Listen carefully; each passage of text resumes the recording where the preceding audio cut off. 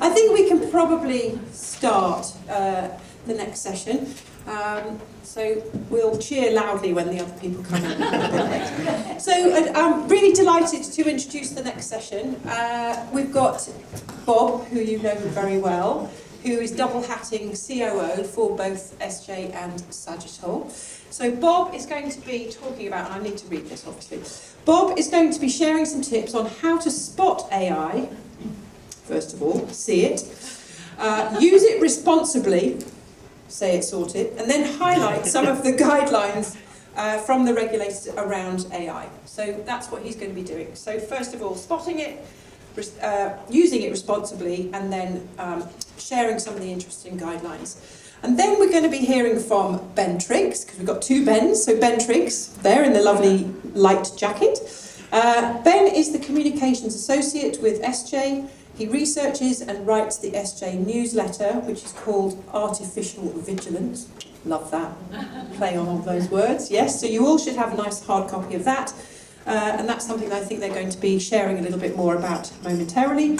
He is going to be focusing on where AI is already being used in pharmacovigilance, and why pharmacovigilance is so unique in how AI impacts it, and also discussing how it might develop in the future. So big round of applause, please, for Bob and Ben. Thank you. Okay. Would you like that? Yeah. That would be helpful, wouldn't it? Well, actually, can everyone hear me? Do I need to use the mic? No. Do I need to use the mic? Yes. Shouldn't have done that. Okay, so Helen, thank you very much for the introduction. That was very nicely written, Helen, thank you. So good afternoon, everybody. Yep, the introductions are done. So today's going to be a short, practical AI update. Oh, look at that. Yeah. See, they can't get in. That's the walk of shame. They can't actually get in. Do we give them a round of applause?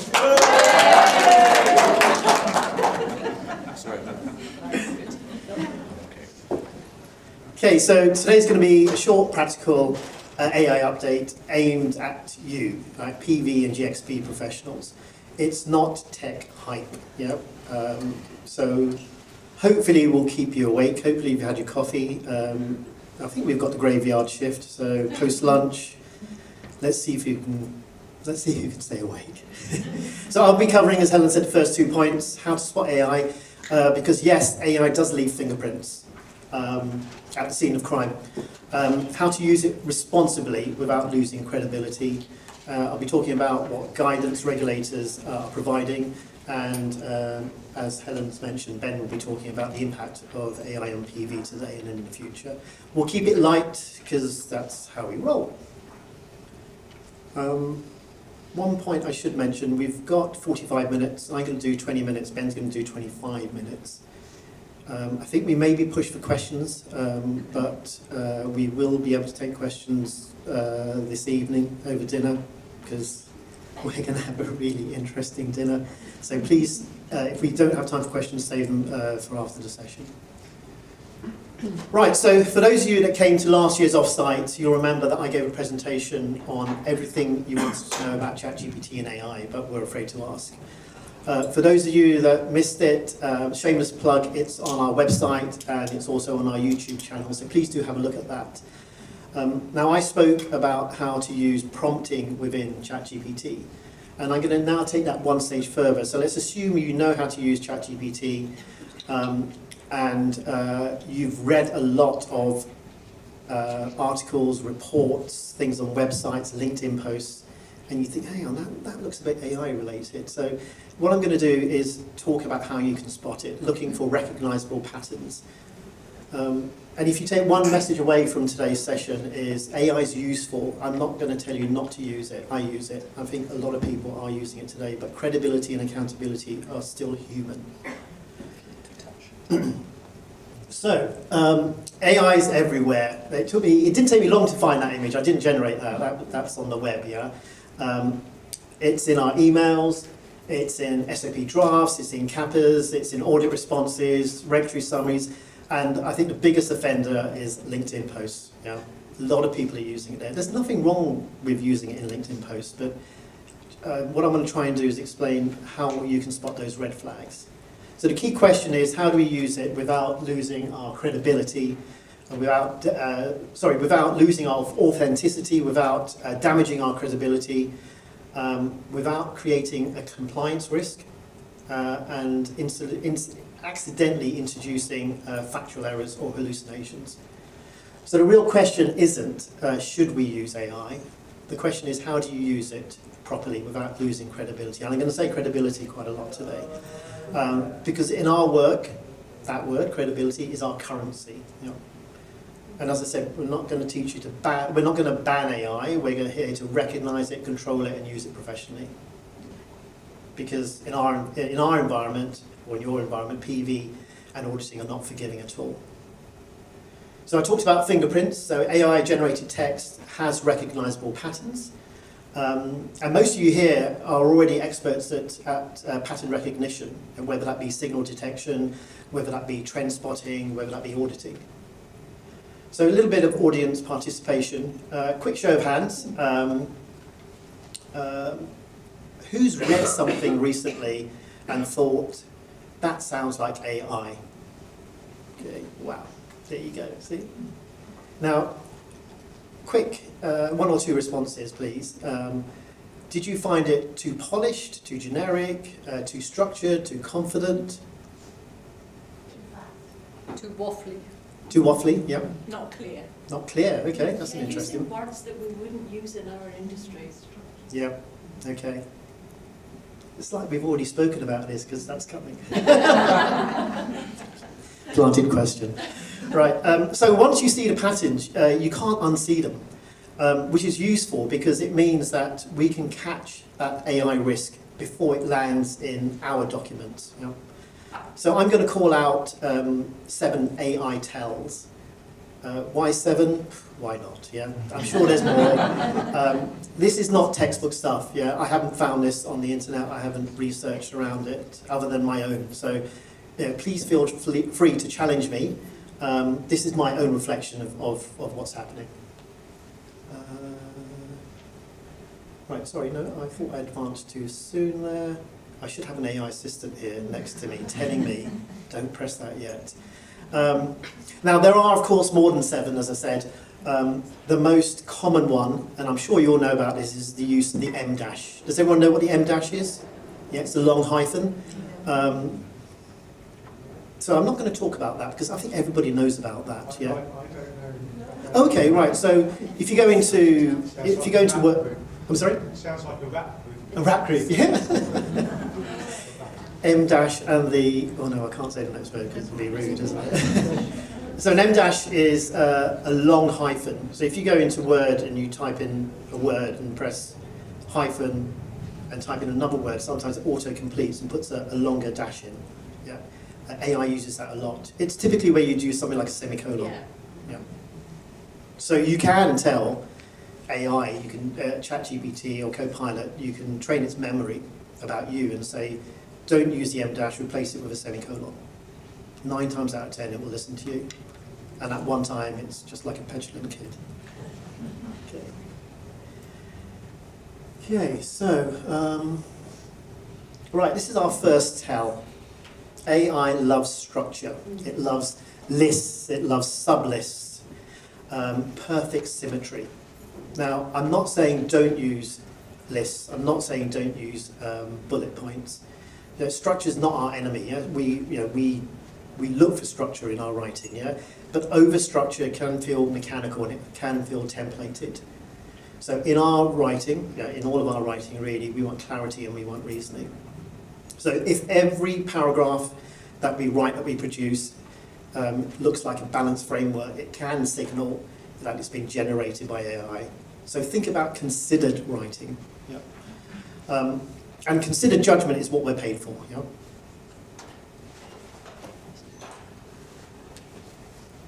Hi, Alona. Right. Second tell, predictable rhetorical patterns. And I'm sure you've all seen this. AI loves this. So typically it will say things like, it's not just X, it's Y.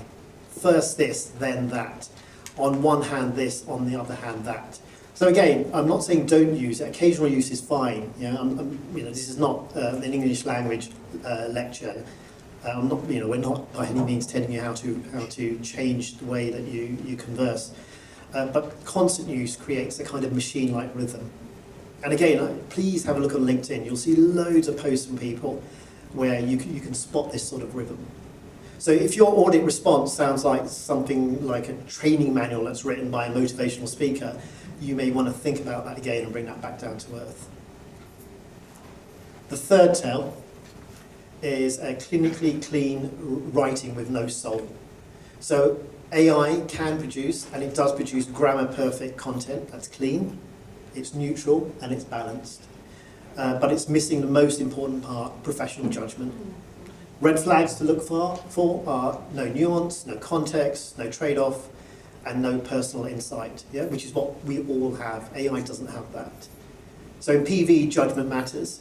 So we don't just summarize, we assess impact, and we justify our decisions.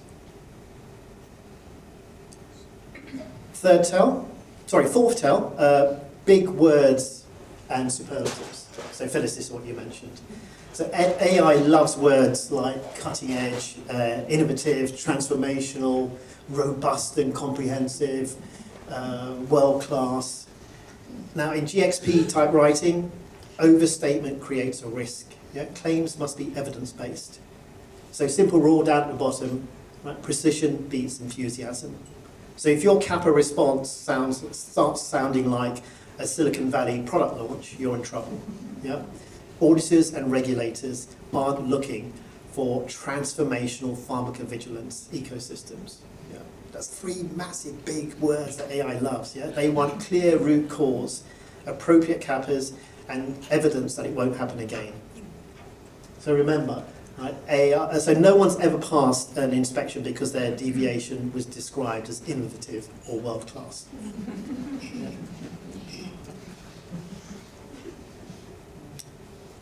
Okay. Right, fifth tell. AI loves the rule of three. And again, don't stop using it. Humans use it regularly, but AI tends to overdo it. So I've just given some examples of three things, right? Three little pigs, life, liberty, the pursuit of happiness, Newton's three laws, free at play, snap, crackle, pop. And what was the COVID one that Boris used to have written over there? Can you remember? Save lives. Yeah, that's probably, well, I don't know. Was that AI? No. I think they made that up. It was just rubbish, wasn't it? Okay, now, so let me demonstrate. If I asked AI to describe AI, it would say something like, AI improves efficiency, AI enhances quality, AI accelerates innovation. Very kind of robotic, very kind of similar in approach. Now the human version could be, AI improves efficiency, that's the first point. It sometimes improves quality and occasionally makes things up. Now there's a slight imbalance, which is where real judgment lies. Okay, the sixth tell.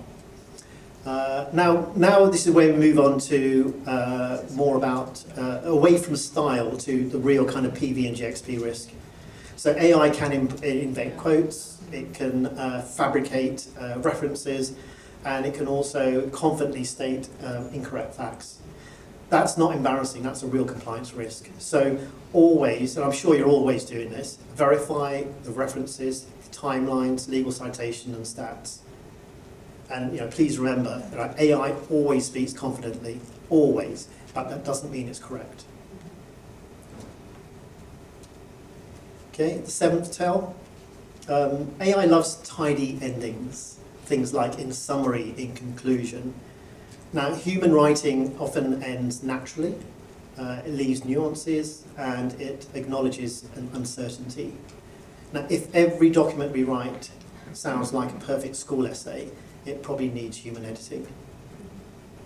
And I think I've said that if every PV document, not every PV document needs a TED Talk type ending. You don't need something explosive or kind of Hollywood ending at the end of your document. Just keep it natural. Right, this is the heart of it really, accountability. So if AI drafts an audit response, deviation, investigation, signal evaluation, who's accountable?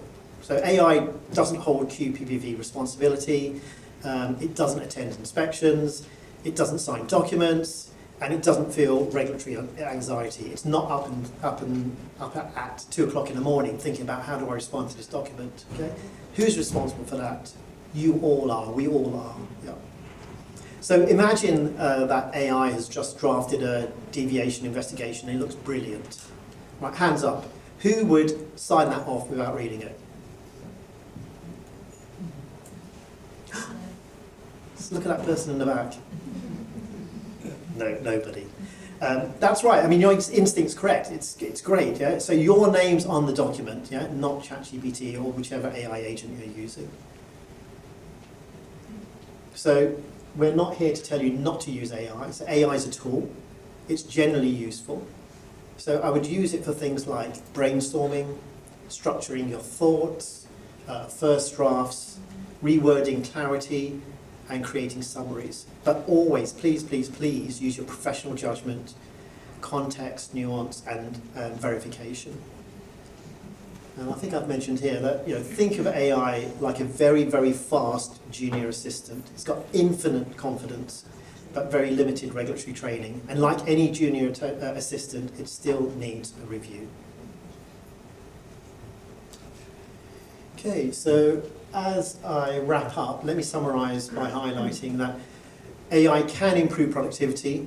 It can remove that kind of blank page anxiety. So when you've been asked to write something, where do I start? You can always use AI to help you with those initial prompts. Yeah, but it's not a subject matter expert like you are.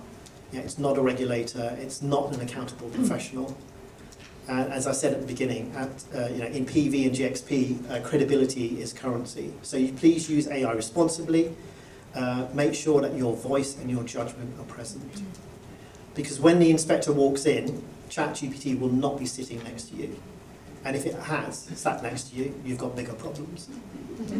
So the takeaway message is, use AI, but use it professionally. Recognize the fingerprints, reduce the risk, and keep the human judgment.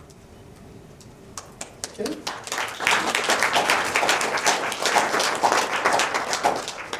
Thank you Right. very much. Okay, now, how am I doing for time? Drum roll for Ben. Well, Oh, no, I've got one more you've thing. You've had your 20 minutes. Okay, Ben. right. I'm going to whiz through this now. Oh. So we're going to shift to the regulatory lens. So the EMA and FDA have aligned on 10 principles for good AI practice in the medicine's life cycle. Now, that alignment matters. It signals a very clear direction of travel from the regulators. The theme that they're talking about really is that AI must reinforce quality and safety, not weaken them. Outputs must be reliable, transparent, and governed. They have acknowledged that AI can transform how medicines are developed, how they're evaluated and monitored, but they're emphasizing the need for governance and reliability. So essentially what they're saying is that we're open to innovation, but you must prove control, transparency, and patient protection. So this is not a future issue. This is here and now. This is prepare for this now. They've written the paper. It's got 10 guiding principles to promote these. And I'm just going to very quickly run through this. And I do need to acknowledge Phyllis on this as well, because Phyllis and I spoke a few weeks ago about today's presentation, what we're going to present, and make sure there's no overlaps. And Phyllis was going to touch on this in her session as well. So Phyllis, thank you for the input on this. The first 5 principles the first one is being human-centric. So AI should help people make better decisions, not replace human judgment. The second one is risk-based approach. The higher the impact of AI, the more control, testing, and oversight is required. The third one is adherence to standards. So AI must follow the same rules as every other requirement, be that GXP, data protection, cybersecurity, validation, etc. Clear use of context. It should be clearly documented what the tool is being used for, by whom, what the decisions are. What the decisions AI is allowed to make. And the fifth one is multidisciplinary expertise. So we need AI and technical experts as well as GXP professionals to be working together. So the message for the first five is AI doesn't sit outside the QMS world, it sits inside it. And then very quickly, the last five are around governance and lifecycle. So data governance and documentation. AI data must be fully traceable and documented, including where the training data originated from, how it's processed. A robust model in design and development. So AI should be built in a way that's sufficiently transparent to allow users to understand, to trust it, and appropriately oversee how it works. Risk-based performance assessment. So AI should be tested using realistic scenarios.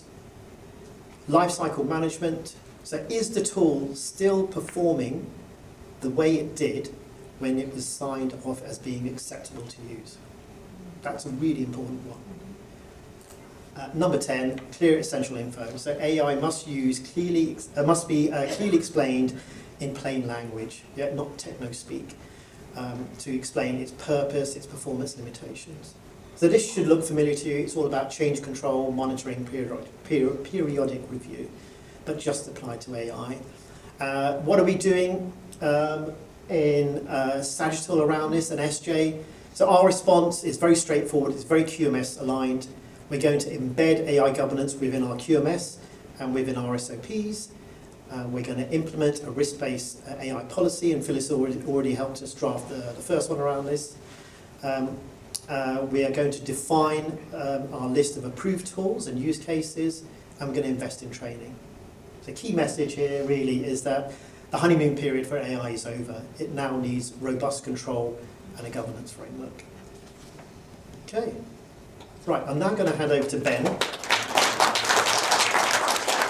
And so Ben, as Helen mentioned, is one of our newest grads who's joined Essjay. He's done some amazing work on our newsletter, and we'll be handing some of these out later. Please be gentle with Ben. He's done some amazing work on what's happening in the AI world around PV. So Ben, over to you. All right.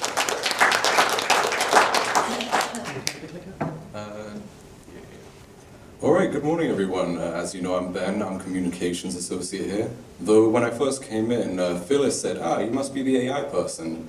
I said, no, I'm a human person, I just write about it. Anyways, though, you really got a feel for people in pharmacovigilance. At first, you only had to worry about AEs and ARs. Now you have to worry about AI as well, because apparently there weren't enough acronyms in this industry. Anyways, so,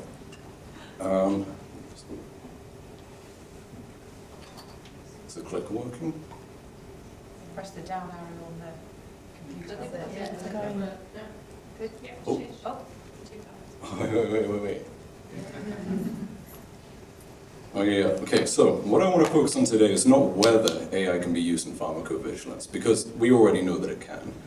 Instead, we'll look at how it's actually being used today, why the effects of AI integration on pharmacovigilance are fundamentally different to most other industries, and why trust and validation are the real barriers to widespread deployment.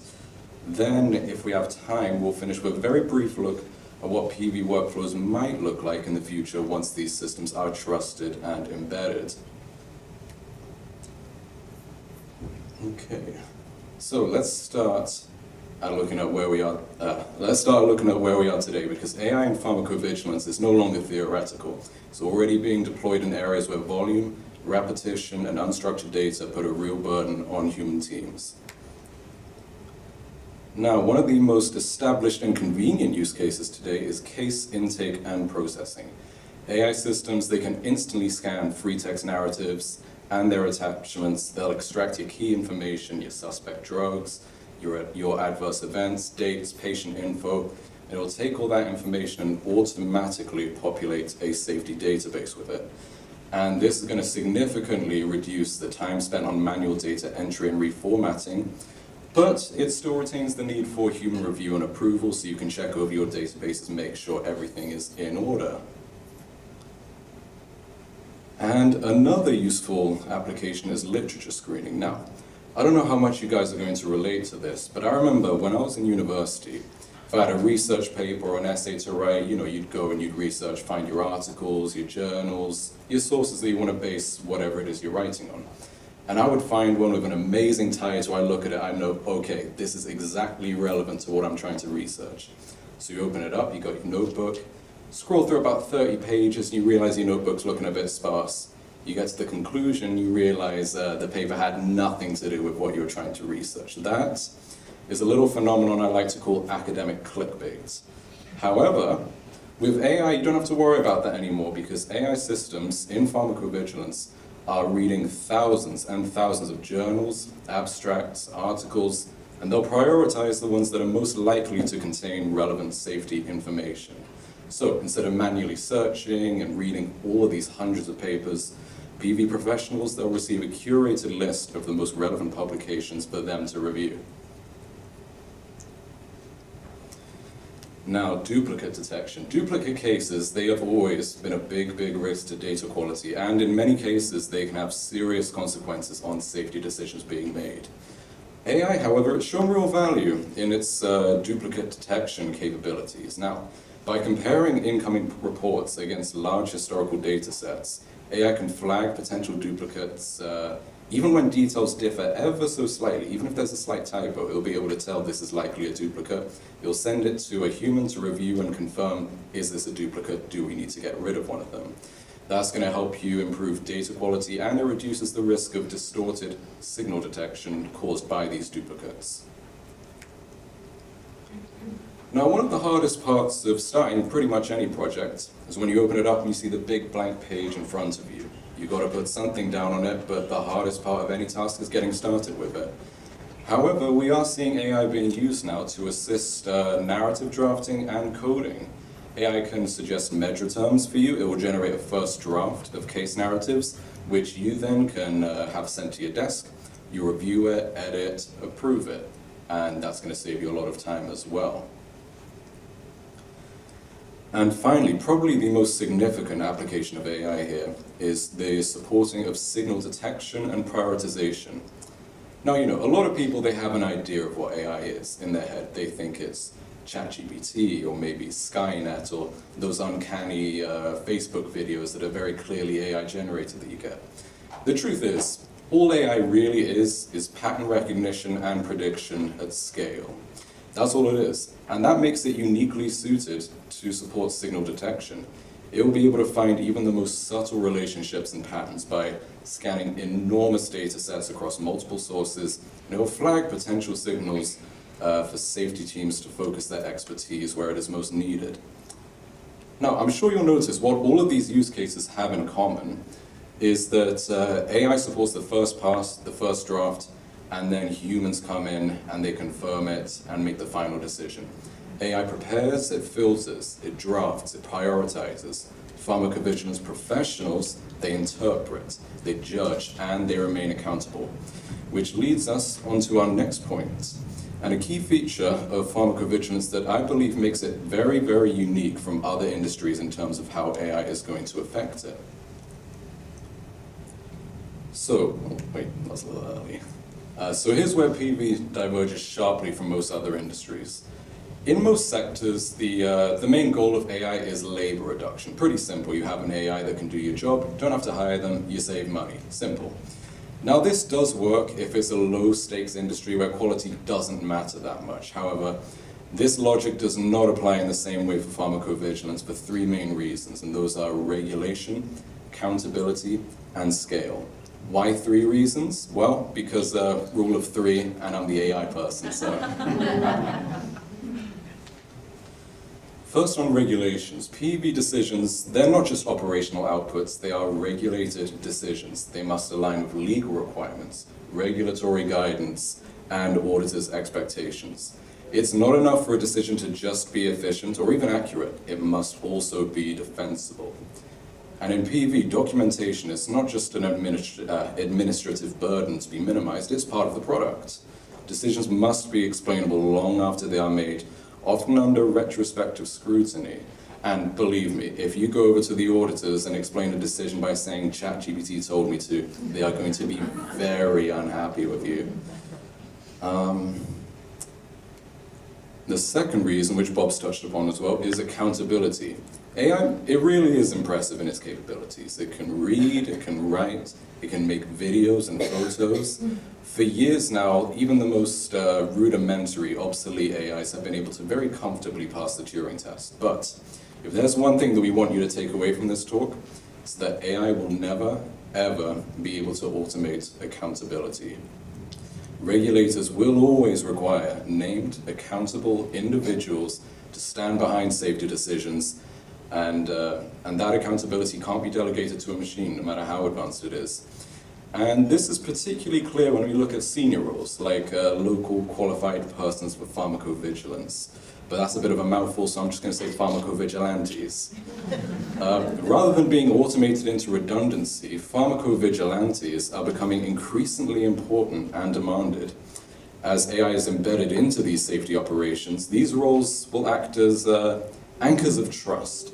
They'll validate AI-supported outputs, interpret national regulatory expectations, and ensure inspection readiness across these increasingly regulated workflows. And that is essentially why I think that pharmacovigilance is unique. Because it increases these demand for these professionals, it may be one of the only industries where automation increases the demand for human workers. And the final reason why I believe AI will increase demand for human professionals is scale. Now, as AI increases output, organizations, they can now process more cases, monitor more data sources, and detect patterns earlier. But in pharmacovigilance, increased capabilities and scale will lead to increased expectations, because apparently you can never make the auditors happy, they always want more. If AI makes broader surveillance possible, regulators expect broader surveillance. If AI enables faster processing, then suddenly your timelines have tightened. If AI enables earlier detection, earlier action is demanded. So to say that AI reduces the workload, it's not the full picture. Rather, it expands the scope and expectations of pharmacovigilance. Now, I'm not saying this means that you process 100 times as many cases, so you need 100 times as many employees to check line by line every single case. It basically just means that human professionals, they'll spend less time on repetitive tasks and more on oversight, on review, validation, monitoring. So in a way, it's like, while the effort per task goes down, the responsibility per professional goes up. And with the continued expansion in the scope and scale of pharmacovigilance, I predict that AI will increase the demand for qualified, accountable professionals who can govern these systems, challenge outputs, contextualize safety data, and defend decisions under scrutiny. Now, I know what you're thinking. If AI is supposedly this amazing panacea of pharmacovigilance that makes everything better, a reasonable question to ask is, why isn't it already integrated everywhere? Well, the answer is pretty simple. What's being heard from regulators, from experts and innovators all around the world is trust. And in pharmacovigilance, trust does not come from just performance claims, it comes from hard evidence. Regulators, they want the AI systems to be validated, reproducible, traceable, and monitored over their entire life cycle. And good performance in a pilot, that's not going to be enough. These systems, they need to behave predictably and consistently across data sets, over time, and under real-world conditions.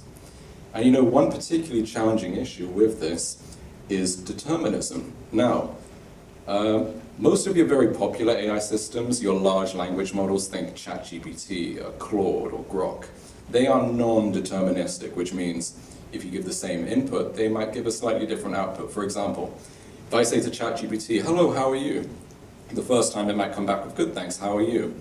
Second time I say, "Hi, how are you?" It might come back with, "Are you deaf? You've already said this to me." No, I'm joking. It might come back with, "I'm not bad, thanks, how's your day been?" You know, slightly different outputs. Now, this isn't really a problem in creative contexts. For pharmacovigilance and other regulated safety workflows, it can cause some problems for auditability and reproducibility. Because if you can't reproduce what a system did at a certain point in time, you can't reliably defend it later, essentially. And this actually brings me on to a very interesting story that I think demonstrates my point of how trust and validation is the real factor limiting AI deployment. So how many of you have heard of Galapagos? It's a biotech company. Recently, the head of data management there, he developed an AI model for automated clinical data extraction, right? And within just a few hours of training this AI, it reached 100% accuracy. 100%, isn't that amazing? I mean that's the end of pharmacovigilance, essentially. You can have the machines do it all. I mean, the people, they must have been celebrating, popping bottles of champagne, they must have all been so pleased with themselves, right? No. Essentially, rather than celebrating, the model was shut down immediately. Ultimately, he trusted his instincts that if something seems too good to be true, then it probably is. And his reaction here was a deeply pharmacovigilant reaction. Because perfect performance raises suspicion of hidden errors producing misleading performance metrics. It actually signals unseen risk more than signals it being risk-free. And ultimately, I think it's better to be certain that your AI is 98% accurate, so that you can check the other 2%, rather than being fairly confident that it's 100% accurate and not bothering to check the margin of error. And I think at its core, it's because pharmacovigilance is not about perfection. At its core, it's about understanding that in life sciences, in society, in medicine, imperfections arise everywhere. And it's not about trying to minimize them, trying to stop those imperfections from happening. Pharmacovigilance is about knowing how to handle them once they do. And in PV, trust is not built by accuracy alone, but by believability. Believability comes from transparent reasoning, predictable behavior, robust validation, and clear human oversight. This is why a human in the loop, it's not a technical preference, it's a regulatory necessity. And finally, it's worth briefly stepping back and asking, let's say that we do trust and validate these AI systems and they get implemented. What are your workflows going to look like in 5, 10, 20 years from now? I will say that I'm not a time traveler, so this is all sort of guesswork, so take it with a pinch of salt. So it is possible that AI may become less of a visible tool and more of a background capability. Instead of being something that pharmacovigilance professionals actively use, it may operate continuously behind the scenes, scanning your incoming cases, your literature, and all these emerging data streams, and quietly organizing the information before a human ever sees it. Human review, as these AIs get more accurate and trusted, might be driven towards more of an exception-driven model. So rather than spending most of your time on routine processing of every single case, PV professionals could focus their attention on exceptional cases, the unusual patterns, and the most serious novel risks that really do require proper human judgment rather than just pattern recognition. Governance is also likely to evolve in future. AI-enabled systems could support something close to continuous audit readiness, automatically logging decisions, rationales, and changes as they happen, rather than retrospectively after the fact. More speculatively, and this is a really interesting one, AI could begin to play, sort of enable more of a prophylactic drug safety. What do I mean by this? See, before trials even begin, certain AIs that understand a drug's chemical composition and its target could run large-scale simulations, drawing on historical data from similar compounds to generate hypotheses about likely adverse events before they ever occur. It could even suggest to you which patient types are most likely to suffer these reactions before you've even properly tested it, just based on simulations. Now, these simulations are technically possible right now, but we just don't have the computing power for it, which is why I put up quantum computing up there.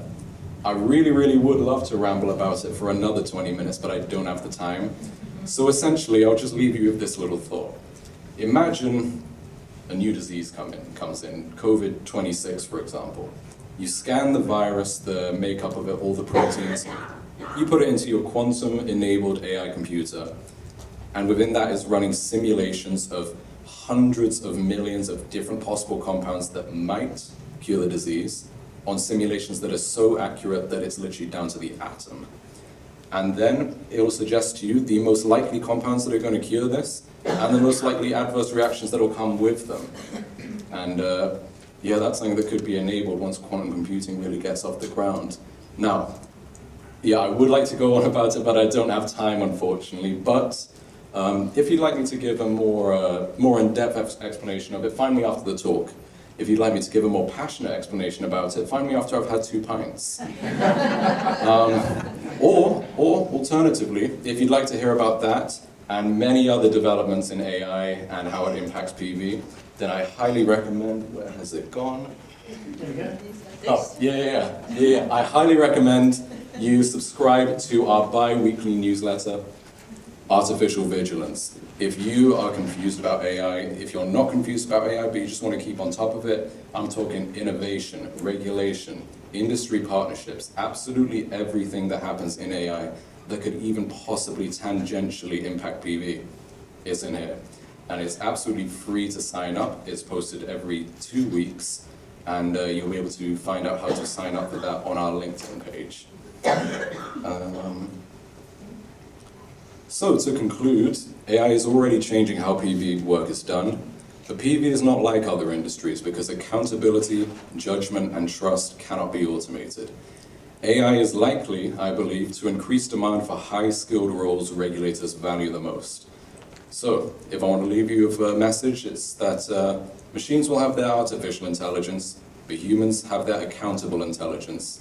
And that's what matters most for this industry. Thanks very much.